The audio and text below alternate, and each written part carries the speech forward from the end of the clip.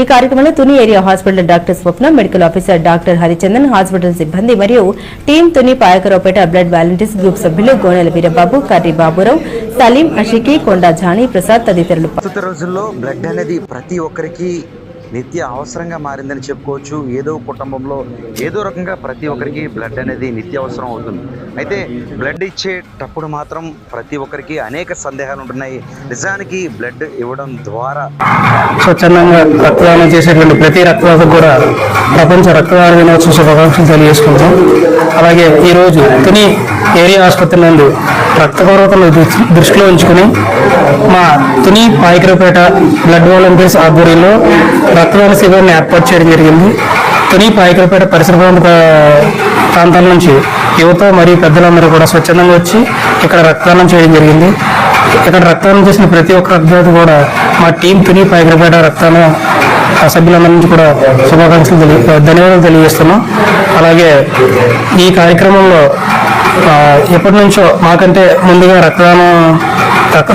ఎక్కువగా రక్తదానం చేసినటువంటి చెక్క శ్రీరామూర్తి గారికి, అలాగే గోళ్ళ వెంకటేశ్వర గారికి, కర్రీ వెంకటేశ్వర గారికి ఇక్కడ చిన్న చిరు సత్కారాన్ని ఏర్పాటు చేయడం జరిగింది.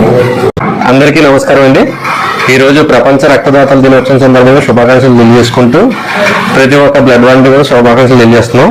గవర్నమెంట్ ఏరియా ఆసుపత్రి సహకారంతో team Tuni Payakaraopeta blood volunteers ఆధ్వర్యంలో ఒక రక్తదాన శిబిరాన్ని ఏర్పాటు చేసాం. దీనికి స్వచ్ఛందంగా చాలా మంది యువత మరియు పెద్దలు కూడా రక్తదానం చేసి దీనికి మాకు సహకరించారు. దాన్ని ఏర్పాటు చేయడం తర్వాత ఏంటంటే ఈ తుని చుట్టుపక్కల ఎవరు కూడా రక్తం అందక ఇబ్బంది పడకూడదు, ఏ ప్రాణాలు పోకూడదని ముఖ్య ఉద్దేశంతో ఇటువంటి క్యాంప్స్ ముందుగా ఇంకా చేయాలని ముందడుగు వేస్తున్నాం. రావడంతో యాక్టివిటీ అనేది మరింత పెరుగుతుందని పలు విషయాలు డాక్టర్ వివరించారు. నమస్తే అండి, నా పేరు డాక్టర్ హరిచందన్ కుమార్. నేను ఇక్కడ పెథాలజిస్ట్గా పనిచేస్తున్నాను. నా blood bank incharge area hospital Tuni. చాలామంది అనుకుంటున్నారు అంటే బ్లడ్ కొంతమంది అయితే అసలు ఈ మధ్యన ఇవ్వట్లేదు. అపోహ ఏంటంటే బ్లడ్ ఇస్తే మనకి రక్తహీనత వస్తుంది అన్న ఒక అపోహ ఉంది. ఎప్పటి నుంచో ఉంది. యాక్చువల్గా బ్లడ్ అలా ఇవ్వడం వల్ల రక్తహీనత అయితే రాదండి. ఇంకా మీకు కొత్త రెడ్ బ్లడ్ సెల్స్ ప్రొడ్యూస్ అయ్యి ఇంకా రక్తం పెరిగే ఛాన్సే ఉంటుంది. రక్తం ఇవ్వడం వల్ల రక్తహీనత అయితే రాదు. అది ఇప్పటివరకు ఉన్న అపోహది. రక్తహీనత అయితే రాదు.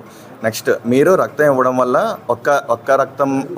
ఒక్కరికి హెల్ప్ చేయడం కాదు, ముగ్గురికి హెల్ప్ అవుతుంది. ఎలాగంటే మీ రక్తాన్ని 3 భాగాలుగా ఉంటుంది అనమాట. మనకి